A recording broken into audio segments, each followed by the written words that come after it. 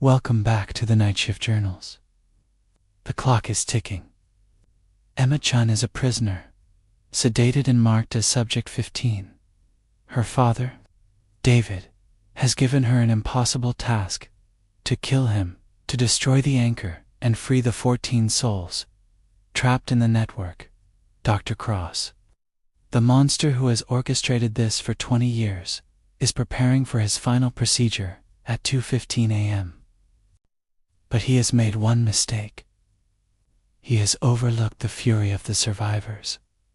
Tonight, the rescue begins.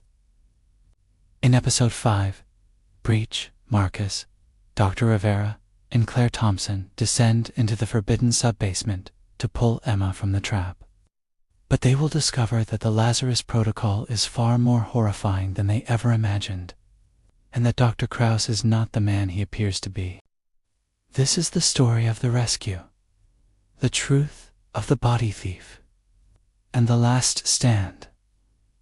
If you are ready to breach the walls of B3, be sure to subscribe and turn on all notifications. And let us know in the comments, who is the real Dr. Cross? Settle in. The maintenance shaft is open. It is time to descend. 11:30 p.m. The B1 mechanical room.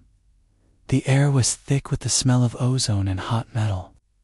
Marcus Webb held a plasma cutter, its brilliant white-blue arc hissing as it sliced through a 2-inch thick steel plate that had been welded over a dark square hole. He wasn't messing around, Marcus grunted, his arms shaking from the strain, his face shielded by a welding mask. He didn't just seal this, he entombed it. He was thorough, Claire Thompson said, her voice tight with a 20-year-old fear. She was posting his lookout, her eyes darting to the locked door. After she died, Cross ordered all B3 access points permanently sealed. Only the main elevator, the one he controls, still works. Dr. Rivera was not watching the door. He was watching a tablet, his finger tracing lines on a schematic of the hospital's nervous system. "I'm in," he whispered. "I'm piggybacking on the radiology network. B3 security is minimally arrogant. He has 2 guards at the elevator bank, 1 patrolling the main corridor. And Cross himself is ID just badged into his ground floor office. He's getting settled for the night." With a final, deafening screech, the plasma cutter bit through the last section. The heavy steel plate groaned and fell into the darkness below, its crash echoing up the shaft. Silence. "Well," Marcus said, flipping up his mask, sweat pouring down his face. "So much for stealth." Rivera didn't look up. "No alarms. The patrol guard is on the far side of the level. We're clear for now." Marcus secured a rope. "I'm going first." He descended into the blackness. The maintenance shaft was a dusty, cold void, smelling of concrete and dead air. He landed on the floor of the B3 corridor, 50 feet from the main elevator bank. He shined his flashlight down the hall. It was just as Emma had seen it: sterile, abandoned, and cold. Rivera and Claire followed, landing silently beside him. "Where is she?" Claire whispered, her voice trembling. "She's not in room 13 with her father." "Rivera, the internal feeds," Marcus commanded. Rivera tapped on his tablet. "His main security feed is locked, but his internal observation cameras are a separate system. There, yes, I'm in." He pulled up a grid of grainy black and white images. "Room 1, room 2, empty, empty." "There," he said, his finger jabbing the screen. "Prep room B7. She's on a gurney, unconscious. There's an IV in her arm." The timestamp on the camera feed read 11:47 p.m. "We have less than 3 hours," Marcus said, his voice a low growl. "Wait," Rivera said, zooming in. "Someone's going in. It's not a guard." They watched as a man in a white coat entered Emma's room. He was middle-aged, with neat, graying hair and a calm, professional demeanor. He checked the floor bag, adjusted the drip rate. Claire gasped, her hand flying to her mouth, a small, terrified sound escaping. "Claire, what is it?" Marcus demanded. She stammered. "That's impossible. Who is it?" "That's Dr. Andrew Sterling," Claire whispered, her eyes wide with horror. "He was Cross's lead researcher. I worked with him. He's been dead for 15 years. I was at his funeral." The three of them stared at the impossible image on the tablet. A dead man, calmly adjusting Emma's four. He had a heart attack," Rivera whispered, his mind racing. 2010, I remember. Everyone said it was the stress. "He's not a ghost," Marcus said, his voice grim. "He's a tenant." They watched, horrified, as Dr. Sterling moved around Emma's gurney. His movements were precise, economical but wrong.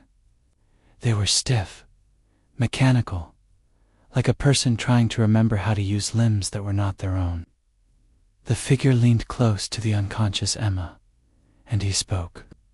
There was no audio on the feed, but they didn't need it. Dr. Rivera had hacked the intercom system, and the voice that crackled through the tablet's speaker faint, tinny, but unmistakable, was not Dr. Sterling's. It was the dry, cultured, ancient rasp of Lucius Cross. "Sleep well, Subject 15, the voice said, coming from the dead man's lips. "When you wake, you will be part of something truly eternal." Claire felt her stomach heave.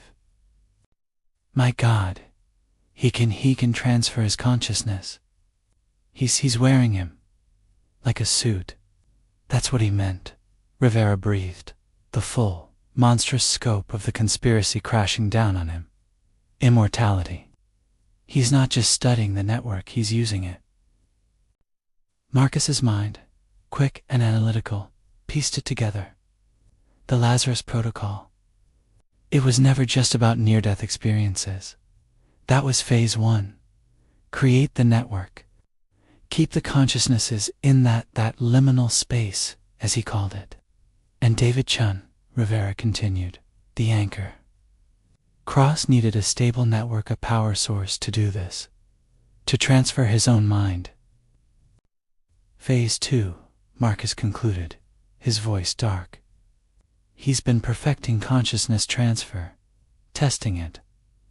That's why he needed Emma, number 15, the blood relative, to stabilize the network permanently so he can hop from body to body, forever. He's a body thief, Claire whispered. A sudden, fierce realization lit Rivera's eyes. Wait, if Cross is in Sterling's body?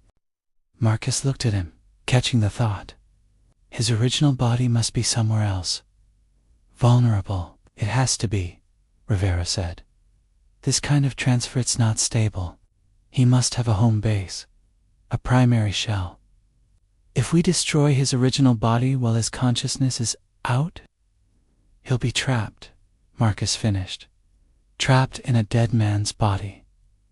He'll have nowhere to return. He might not be able to return at all, Rivera said. He might just dissipate, like the others. Okay, Marcus said, the barest hint of a feral grin on his face. New plan. We're not just getting Emma. We're performing an exorcism. We split up, Marcus said, his voice low and urgent. The corridor was silent, save for the distant, omnipresent hum of the B3 life support systems. Rivera, you know this place. You know the anchor. Go to room 13. Get David Chung. Prepare him for evac. If we can get him out, the whole network might collapse. All right, Rivera nodded, his face grim. But I'm not sure he can be moved. Claire. Marcus turned to her. You've worked here for 30 years. You knew Cross. You knew Sterling. Find Cross's original body. It has to be on this level. It's his inner sanctum. Room 1. Has to be. Me? Claire's voice was a terrified squeak. I am not. You are? Marcus said, grabbing her shoulders. You are the one who saw him push Sarah. You are the one who knows his face.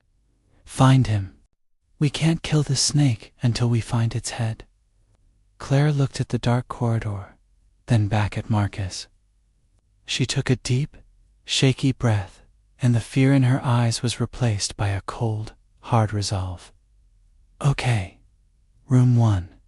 I'll get Emma, Marcus said. Room B7. He checked his phone. 12:15 a.m. Move. The three of them split, melting into the shadows of the abandoned level. Marcus moved like a wraith. He reached room B7. A single guard stood outside, looking bored, tapping on his phone. Marcus didn't hesitate. He came from behind, a syringe in his hand. One of Rivera's plunged it into the guard's neck, a heavy-duty sedative.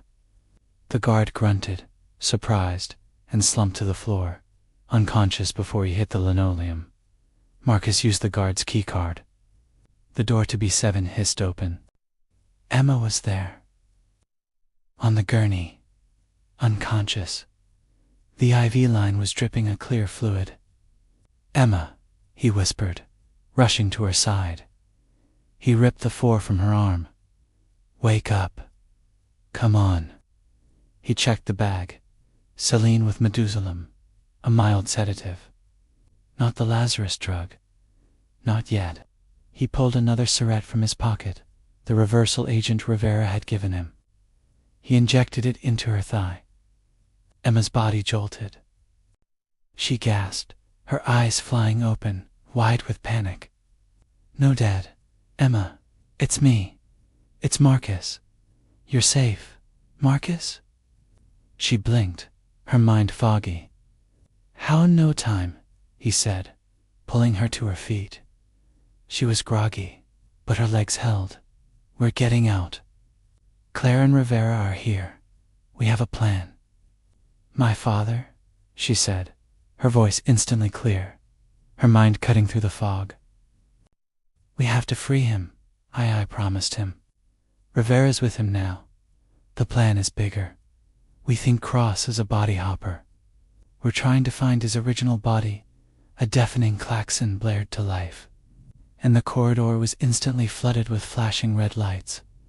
Alarm, alarm, unauthorized. Access, B3, lockdown protocol, engaged. Heavy metallic thuds echoed down the hall as unseen magnetic locks sealed every door. They were trapped. The intercom crackled. Cross's voice coming from Sterling's body was no longer calm. It was furious. Did you really think I wouldn't have contingencies? Did you think I wouldn't know my own guard was down? B3 is now sealed, you fools. My security team is on its way. The voice softened, filled with a chilling, predatory focus. And then the procedure will happen. Willing or not, I have until 2:15 a.m. That's less than 2 hours. As the lockdown alarm blared, Dr. Rivera had already breached room 13.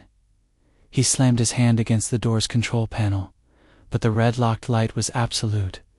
He was sealed inside. With his father, David Chun was on the bed, the anchor, the storm of 14 minds still visible on the flickering monitors. Dr. Chun? Rivera said, his voice shaking.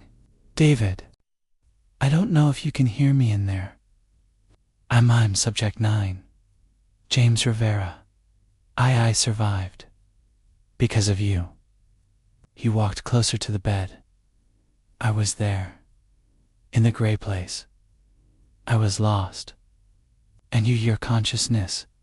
You found me. You ... You shielded me. You pushed me back. You saved me.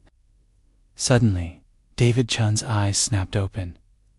The chorus of voices spilled out, weak but urgent. James, Sarah's voice. He's here. You have to destroy the anchor. Now. It hurts. Make it stop. He's been holding us. ... Keeping us from moving on. Then, David's own voice. A moment of pure, agonizing clarity. Rivera ma, is she safe? For now, Rivera said, his voice thick, but cross has her. He's going to make her 15. The lockdown is active. We're trapped. Then you know, David said, his voice gaining a strange, peaceful strength. You know what you have to do. What I asked my daughter to do. Kill me. I can't, Rivera whispered, his medical ethics warring with his personal debt. You're a colleague. I'm dead, David stated. This body, this thing is a prison for 14 souls. You're not killing me. You're opening the door. End it, please. He nodded toward the main control panel. That green button? It cuts the power to the neural interface. Shuts it all down. My body will finally die. In 30 seconds, no pain. Peacefully, the moral weight of it was crushing. Rivera, the man whose life was saved by this anchor, was now being asked to destroy it. His hand, the one that had trembled on Emma's first night, was steady now, but it shook as it hovered over the button. If you don't, David gasped, the strain of his lucidity immense. Emma becomes 15. All of us your friends, Robert Webb, Sarah, my daughter, trapped forever in his world? Is that what you want? Rivera looked at the man who had been his savior, his friend. Tears streamed down his face. I'm sorry. Don't be, David Chun whispered, and for the first time in 20 years, his face relaxed into a smile. Thank you, for. Before Rivera could press the button, the door to room 13 exploded inward. A concussive blast, not a keycard. 2 guards in heavy tactical gear rushed in, weapons raised. Behind them, Dr. Cross, wearing the face of Andrew Sterling, stepped into the room. Step away from the controls, Dr. Rivera Cross commanded. Your little reunion is over. As the lockdown alarm blared, Dr. Rivera had already breached room 13. He slammed his hand against the door's control panel, but the red-locked light was absolute. He was sealed inside with his father. David Chun was on the bed, the anchor, the storm of 14 minds still visible on the flickering monitors. Dr. Chun, Rivera said, his voice shaking. David, I don't know if you can hear me in there. E-mime, Subject 9. James Rivera. I survived. Because of you. He walked closer to the bed. I was there in the gray place. I was lost, and your consciousness, you found me. You ... You shielded me. You pushed me back. You saved me. Suddenly, David Chun's eyes snapped open. The chorus of voices spilled out, weak but urgent. James ... Sarah's voice ... He's here. You have to destroy the anchor down now. Now it hurts ... Make it stop. He's been holding us ... Keeping us from moving on. Then, David's own voice. A moment of pure, agonizing clarity. Rivera ma, is she safe? For now, Rivera said, his voice thick, but Cross has her. He's going to make her 15. The lockdown is active. We're trapped. Then you know, David said, his voice gaining a strange, peaceful strength. You know what you have to do? What I asked my daughter to do? Kill me. I can't, Rivera whispered, his medical ethics warring with his personal debt. You're a colleague. I'm dead, David stated. This body, this thing is a prison? For 14 souls. You're not killing me? You're opening the door. End it, please. He nodded toward the main control panel. That ... that green button. It cuts the power to the neural interface, shuts it all down. My body will finally die. In 30 seconds, no pain, peacefully. The moral weight of it was crushing. Rivera, the man whose life was saved by this anchor, was now being asked to destroy it. His hand, the one that had trembled on Emma's first night, was steady now. But it shook as it hovered over the button. If you don't, David gasped, the strain of his lucidity immense. Emma becomes 15. All of us your friends. Robert Webb, Sarah, my daughter trapped forever in his world. Is that what you want? Is that what you want? Rivera looked at the man who had been his savior. His friend. Tears streamed down his face.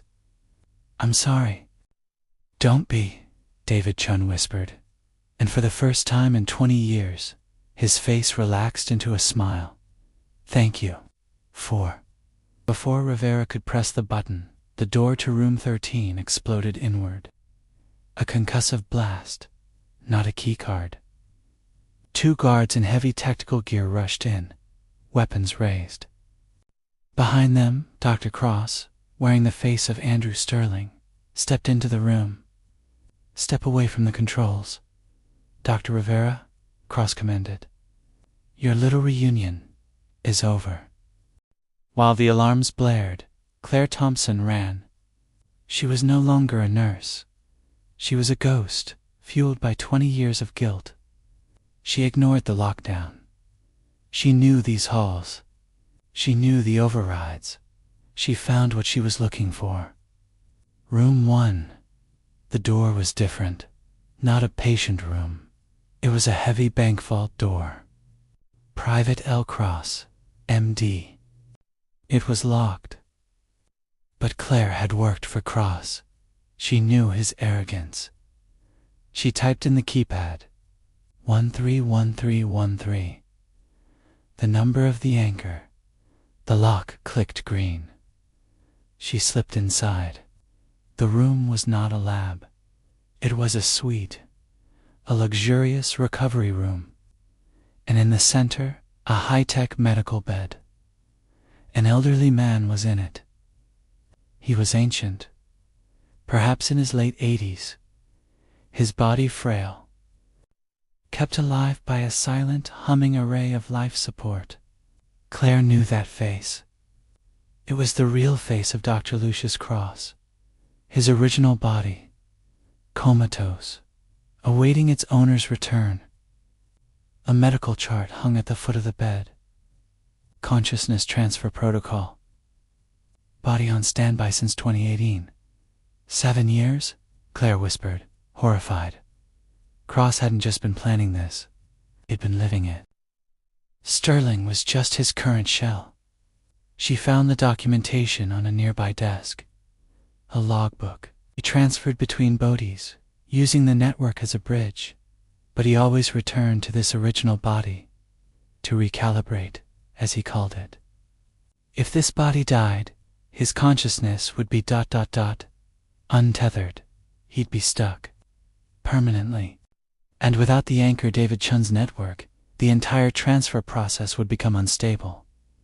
Claire looked at the life support panel. It was complex, but she was an ICU nurse. She knew every wire. One switch. The main power conduit. Clearly labeled. Her hand, which had trembled when she spoke of Sarah, was now perfectly still. I've been a coward for 20 years, she whispered to the comatose monster. Sarah died. David was lost. Because I was afraid? Her phone buzzed. A text from Marcus. Cross has Rivera, and is coming for Emma. We're cornered in B7. Whatever you're going to do it now. Claire Thompson took a deep breath. Not again. She reached for the switch. 1:30 a.m.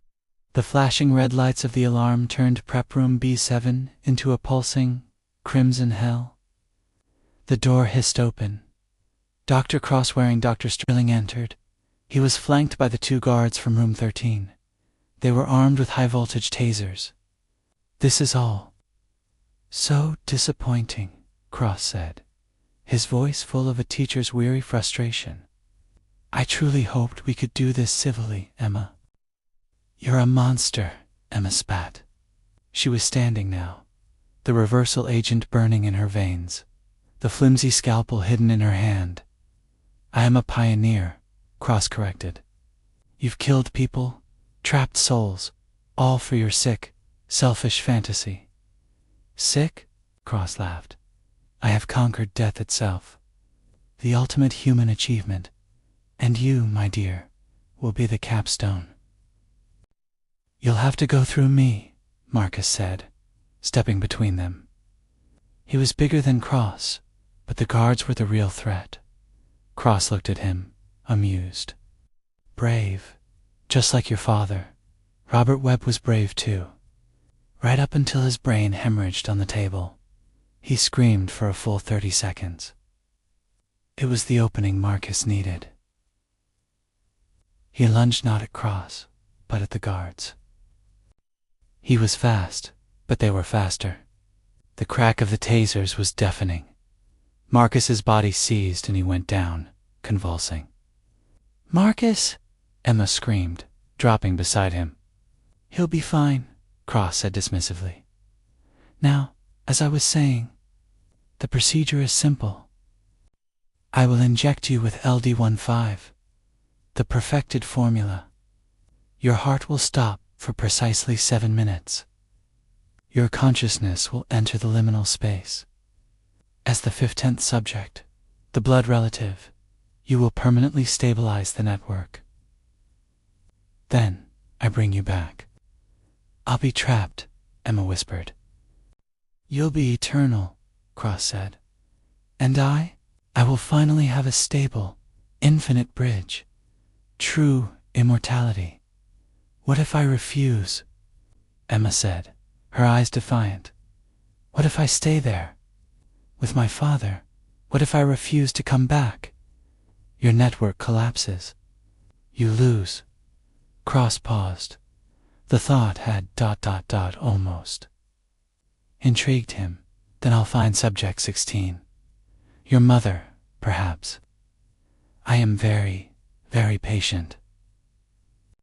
As he spoke, the lights in the room, the main lights, not just the alarms, flickered. BZZZT. Pop. The monitors in the room died. The humming of the B3 level changed, dropping in pitch. On the wall, a monitor showing David Chun's vitals, which Cross had been observing, suddenly crashed. "What?"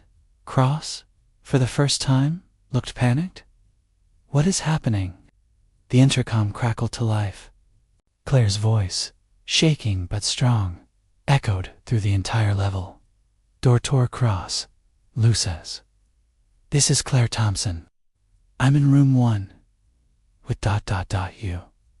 A beat of silence. "I've shut down your life support, Lucius. Your original body is dying. You have about 3 minutes." The color drained from Sterling's face. Fury. Panic. You fool," Cross shrieked. "If my body dies while I'm transferred, I can't go back." He ran from the room, the guards scrambling after him. Emma didn't wait. She grabbed the scalpel and sliced the taser wires off Marcus, helping him up. He was stunned, groaning. "We have to go," she said. "We have to get to my father, now." They staggered into the corridor, running toward room 13. They burst in. Rivera was there, standing over the control panel, his finger on the green button. Her father's eyes were open. "Emma," he gasped, his voice weak. "You came?" "I'm here, Dad. I'm going to die," a voice snarled from the monitors. "I'm taking all of you with me." On the security feed, they watched Cross burst into room 1. He saw his own flatlining body. He screamed a sound of pure, primal rage. He typed frantically at a nearby terminal.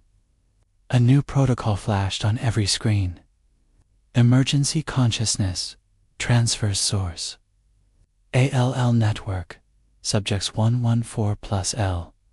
Cross target. Emma Chun, subject 15. Emma gasped, clutching her head as a pulling sensation, a psychic vacuum, tore at her mind. My God, Rivera yelled. He's not just adding you. He's fleeing. He's trying to transfer everyone, the entire network, and himself into you. Emma, David's voice was urgent. You have to go. Willingly. Into the network. It's the only way to stop him. You have to let him inject you. What? Let him? Enter the liminal space. I'll be waiting for you. The clock on the wall. 2:13 a.m. The door to room 13 hissed open. Cross stood there, his face Sterling's face, a mask of desperate fury. In his hand, a single, large syringe, filled with the glowing, blue LD-15 fluid. It's time, Emma. He is trying to hijack her mind. To save them all, Emma must let him. She must willingly die, and enter the grey void, where 14 souls and one monster are waiting for her. The clock reads, 2:13 a.m. There is no more time. The final confrontation of the Night Shift Journals will happen in episode 6. Subscribe and turn on your notifications. You must bear witness to the end. But for now, ... The choice is not yours to make. The alarms are fading. The pressure, the panic, the agonizing decision. You can let them go. You are not in that room. You are not the anchor. You are safe. The story is over. ... For tonight. It is time to let your own mind rest. We now begin our 30-minute black screen sleep aid. Let the darkness be a comfort. Let the silence be your shield. There is nothing you need to do. Sleep now.